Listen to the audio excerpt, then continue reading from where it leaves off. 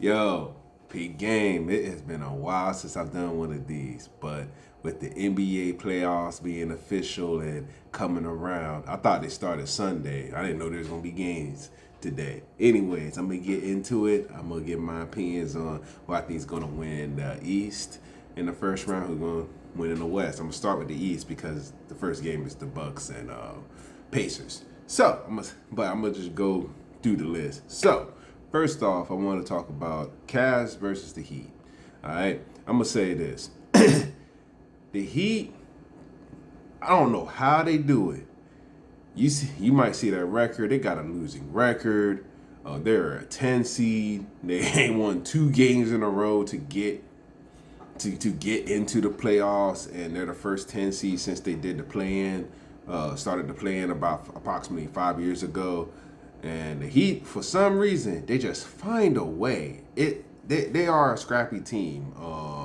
Hero was balling in the play-in, and I thought Miami was just gonna nosedive and not even be in the playoff picture because of the Jimmy Butler trade. But they did get Andrew Wiggins back in return, so should have probably paid more attention to that. But Hunter for the Cavs, I definitely think will be an X factor for the Cavs. I mean, we expect there's an expectation for Donovan Mitchell, and whenever Darius Garland he gets healthy and starts playing in the series. But I will say this: what I saw in the play-in with the Heat, I saw a grit, especially with that overtime. But I saw a lot of bad basketball. That game, it got good in the fourth quarter. But that game, especially the third quarter, was not good to watch. There's just a lot of sloppy turnovers, and I think that's a problem. That's an issue I saw in Miami. Just a lot of just bad turnovers. Not like from necessarily amazing defense from someone that's able to sit in a chair, but having said that, I think the Heat will make this series interesting, but I don't think it's going to be a long series. I feel like the coach for the Cavs have the Cavs playing very well. The Cavs got 2 big men that can pass really well out the post. They could cut and get rebounds. I don't think that the Cavs, I'm not saying they're trash on defense, but they're not known as like a lockdown, defensive team. To my knowledge, I think they ranked like top 15-ish in defense rating. But having said that, I'm going with the Cavs. I'm gonna go with them in 5. I just think that that last playing game against Atlanta gave me like cause for me to pause. But I will also say this is a scary 8 seed. I mean, this is an 8 seed that could upset almost anybody. But I just think the Cavs have been too good this season. And they've been playing basketball the right way. They move the ball pretty well. I'm not saying they be getting a lot of hockey assists and things of that nature. I'm not saying they're like Denver with their passing, but they're good enough, and they play good enough defense in my opinion, especially in the rim area. Having said that, I am going with the Cavs in 5 games. I just think they're just more talented than the Heat, and they're on both sides as well, coach. I think Eric Spoelstra is the better coach on this side, but I just think that he just doesn't have enough talent, in my opinion. All right. So next series, the Celtics and the Magic. I know there's some pundits that said, "Oh, this is going to be an easy win for the Celtics," but I think people need to remember the Magic play hella hellacious defense. Now they don't move the ball well. There's a lot of ISO and a lot of ISO teams. They're easy to defend against because you know who the first and second options are going to be usually. You watching the film and things of that nature. I do think this series, it could, even if it's like in like a gentleman sweep, something like that. I do think like the games will be particularly close because even though the Magic can go cold from the field, they can start off real hot and making crazy shots and making 3-pointers and still playing hellacious defense. I do not think this is going to be necessarily an easy like cakewalk for the Celtics in this series. However, the similar thing when it comes to what I said about the Cavs Miami series. I think I think Boston's too talented and they're healthy and they're healthy at the right time. They went. They played. They actually played better on the road compared to at home this particular season, and they definitely have the marks of a team that can repeat. And having said that, more having their coach got another year experience. The teams has gelled more than they did last year, and I think the Celtics are going to win this in six. I think not Miami, excuse me, my fault. I think Orlando can get a game or two, and that's pretty much it. Now, I wouldn't be surprised if it only went to five, but I'm going with six because I gotta recognize Orlando's defense. They play some hellacious defense, and I think they're like top five in like opposing 3-point attempts and opposing 3-point makes. So, and the Celtics, they love to shoot threes. So it's going to be interesting to see if Jason Tatum's going to be more of a factor, especially from the mid-range. Him, Jaylen Brown, Porzingis in the post, and things of that nature. And can they do any? Can they keep Banchero in check? But I think the Celtics have too much talent and much more talent than compared to the Magic, and they got the championship experience. So I'm going with the Celtics in six in that particular series. Next series, the Knicks and Detroit. Whoever, man, I'm gonna say this. First of all, I think it's JB Bickerstaff. He should be coach of the year because Detroit last year, garbage, god awful, not even a thought. I forgot there was a team in Detroit for basketball. Okay, that's how bad they were last year, and now they're in the playoffs. And as a 6 seed, they didn't even have to go through the play-in. The way Cade Cunningham stepped up his game, first-time All-Star. that they are a young, scrappy team. They are, and the turnaround they have had compared to what they did last year is incredible to see. Incredible to see.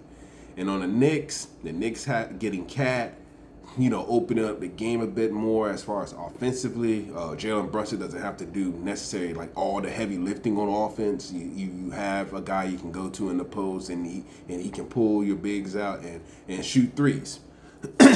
But my biggest problem, in my opinion, with like the biggest issue with the Knicks is they're not the best rebounding team. They play good defense. They do got some wing defenders, but the Knicks, they honestly, to me, while they do have a good coach, I don't think he's necessarily a good coach in the playoffs because Thibodeau wears his players down. And it's like the guy has like a 8-man, like a playoff-like rotation in a regular season. It's like, man, you gotta. Some of those blowouts, I mean, they're a good team. They did get some blowouts. You put in the 8th, 9th, 10th, 11th guy in the game more. Stop keeping your stars out. And I do think that can have a factor on this series. And Detroit just plays scrappy. They could be like a gnat as far as like how hard they play. And having said that about the Knicks, I do think the Knicks has the best player in the series, but I'm sorry. I'm going upset alert. I think Detroit can beat the Knicks in 7 games. Yes, I know that'll be Detroit going to New York to win that game. I just, the turnaround I've seen from them, and I don't trust Tibbs and Tom Thibodeau in the playoffs. I'm not saying he's a bad coach. It's always something in my opinion when it comes to him. I don't really have a trust for him. It's like, you got this team, but I think he's too old school for his own good. Sometimes you got to know how to blend new school and old school with a good, healthy mix. You go too much one way that has its flaws. You go too much the other way that can have its flaws. But I'm going upset alert. I am picking Detroit in 7 games. I know the Knicks can score the basketball. They're not the best rebounding team from my knowledge. You know, defensively, I think they're like middle of packed. They play solid enough defense to be able to get by, but they do score the ball well. Let me see. Let me take that back. Yeah, they don't rebound the ball well, but they do play solid defense and they can score the ball. But I just don't really. This is more for, you know, what I kind of seen from a Coach Thibodeau team that gets in the playoffs. Either the players seem worn down or there's key injuries. I mean, I think the Knicks are relatively healthy from what I look, but I just don't trust Tibbs and to make like really good in-game adjustments. But I think Detroit's coach has definitely made those stats, especially with the turnaround that they had. So I'm going Detroit in 7 games. Gotta go with the upset in that one. And the last series, which is gonna be the first game today, the Pacers and the Bucks. Damian Lillard coming back from that blood clot. There's no signs of it. He's off the blood thinner. I mean, as far as the health goes, I mean, basketball is just a game.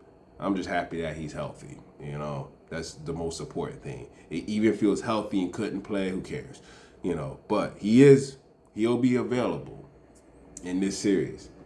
And the Pacers, I think this was a matchup last year, and the Pacers beat them. I think I picked them in 6, and I think the Pacers beat the Bucks in 5, and I think Damian Lillard was out. One of the bigger flaws I see, especially with the Bucks defensively, especially perimeter. I mean, Giannis can play some defense. Yeah, Portis gives effort on defense, but they're not like the best defense. They're not like a great defensive team. I'm not saying everybody gets blown past, but they're not like the best defensive team, especially like having a Doc Rivers coach team. Usually tend to be a little bit better on defense. But I think this is going to be the second most interesting series as far as the Eastern Conference goes. I think that the most interesting to me, like just seeing from a game standpoint, I think would be the Celtics and the Magic. But this one's probably my second most interesting because both teams, both the Pacers and the Bucks started the season trash. They were awful. Both teams they had no identity. They looked lost on the court, and now they're meeting in the playoffs. I know the Pacers have home court advantage, but the Bucks have the best player. Arguably, people can argue maybe the best player in the world. I got him number 2/1B, and Giannis this particular year has been his best career year, and he might get some MVP votes, but I'll get to that when I talk about the West. But the Bucks have not played well. They've had missing key players and things of that nature. But having said that, and Pacers do score the ball well and they move the ball well. But man, this is probably the hardest series for me to call. This can go either way. I can see the Pacers winning in 5. I can see the Bucks winning in 6. I can see it going 7 games. But this one I am not sure on, but I am going to lean Bucks, and I'm going to pick them in 7. That one I'm not the most confident on because I do, similar to how I feel about Thibodeau in the playoffs, I feel like that about Doc Rivers. It's like, especially if somehow the Bucks get a 3-1 lead, I think the Pacers be rubbing their hands like Birdman, like, yeah, we got him where we want him. Yeah, Doc Rivers, we know you blowing all the 3-1 series leads. So, yeah, we going to capitalize on that. So, now for the Western Conference, OKC against Memphis. Let me tell you something. Memphis, like, that final score in the play-in with Memphis and Dallas, man, that thing was 1v5. The only guy that showed up, in my opinion, for Dallas last night was Anthony Davis. And honestly, he should probably get like 2 free weeks of back massages for the way he was carrying that team in the last couple games. That's my opinion on that.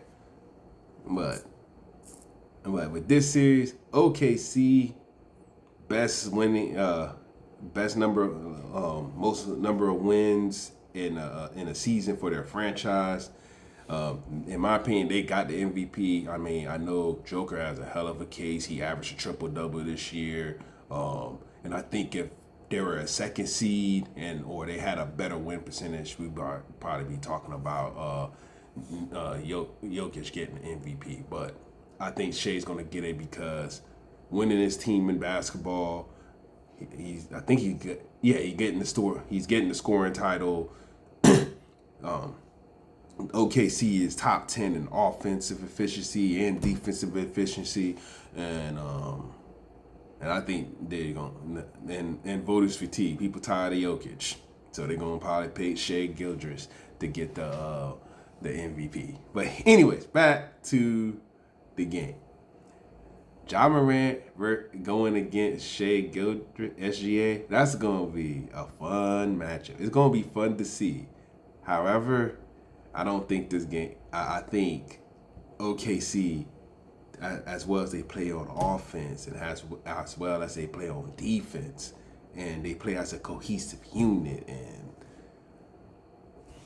I mean, the Thunder can be had. That's for any team, but I don't think Memphis has enough. They have enough to make it interesting. It could go 5 games, but it'll be like an interesting 5-game series. Or even if, I don't think Memphis will get swept. I don't see that happening. I do think Ja can get you 1 game, or bang, one of those two. I think they can get you 1 game. So with that said, I'm gonna go with OKC in 5 games. I think their team is just too well rounded. They've played well in this entire season.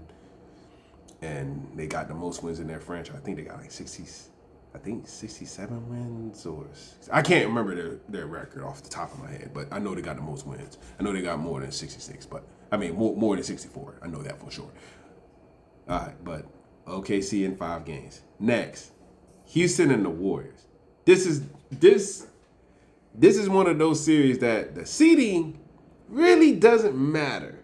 And I think it might be like that for the West, because I think the Rockets got 50 wins but like OKC's like all the way up here as far as record. Everybody's like down here. It's insane how close the 2 seed is to the 8 seed as far as the standings for the West. But the Warriors beating Memphis, I think this is the game. I think this is the series they want. I don't think the Warriors would have beaten had they fell to the 8th seed. I don't think they would have beat OKC in my opinion, but I do think it would have been a longer series. But this series, I know the Rockets got a better record than the Warriors. I know that. The Warriors have picked it up on defense, and I think they're top 10 in defense and the points per game, opposing points per game, I believe. And they got Steph Curry. I think the Rockets play hard. And I know Jalen Green is a beast, and he's gonna keep coming into his own. However, I think youth. This is youth versus experience, and the Rockets coach. Yes, I know who he is. I don't want to accidentally butcher his name. But man, the Warriors with the Jimmy Butler trade and how much they've picked it up on defense since the All-Star break, I'm gonna lean to the Warriors. I got the Warriors in 6 games.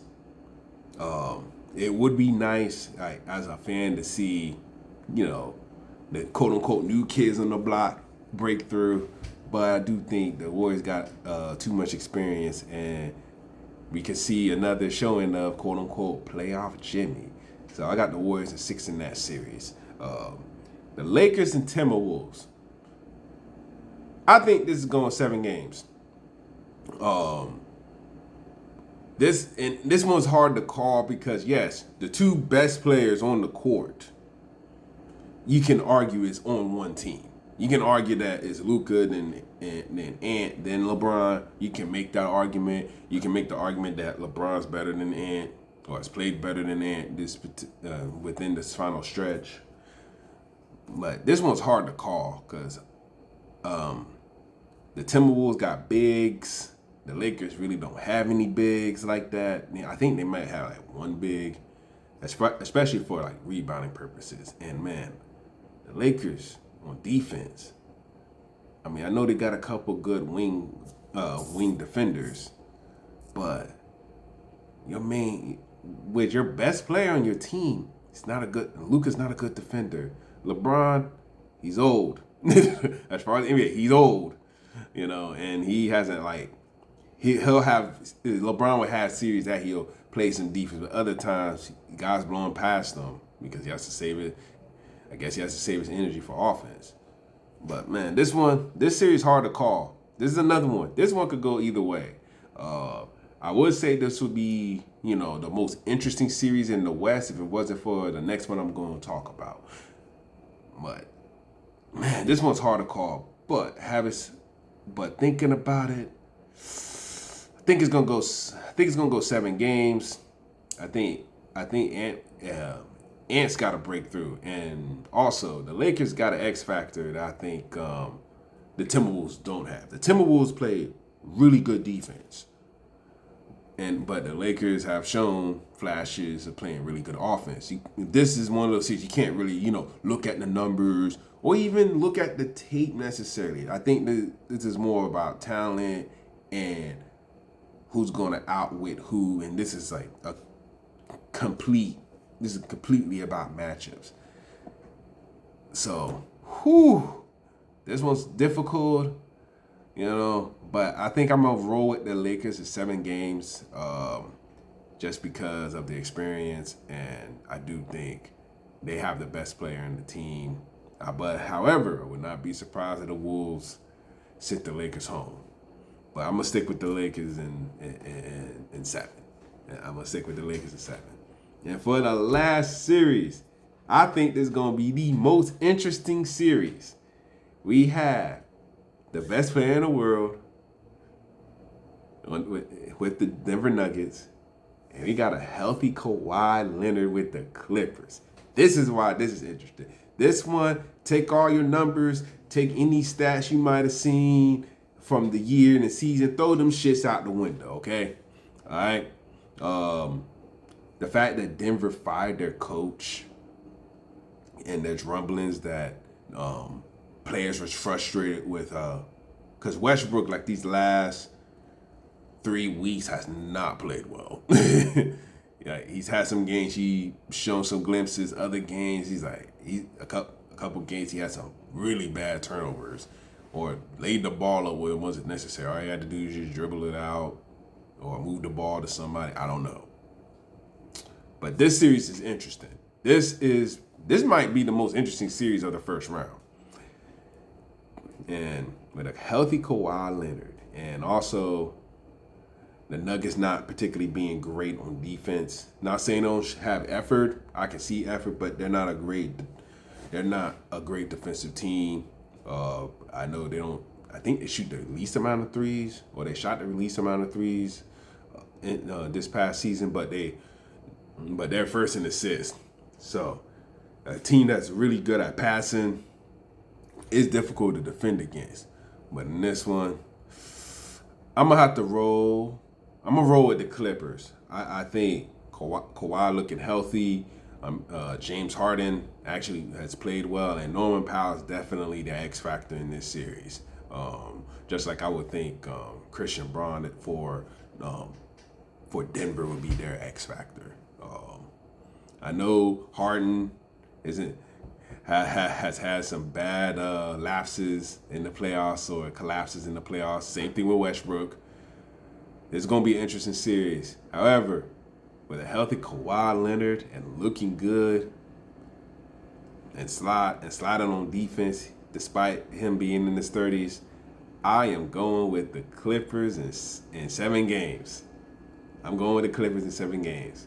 That's what I got for you guys. It's been a while since I've done one of these. think it's going to be a really good playoffs because of the matchups. I think it's going to be definitely interesting to watch. And I don't really this particular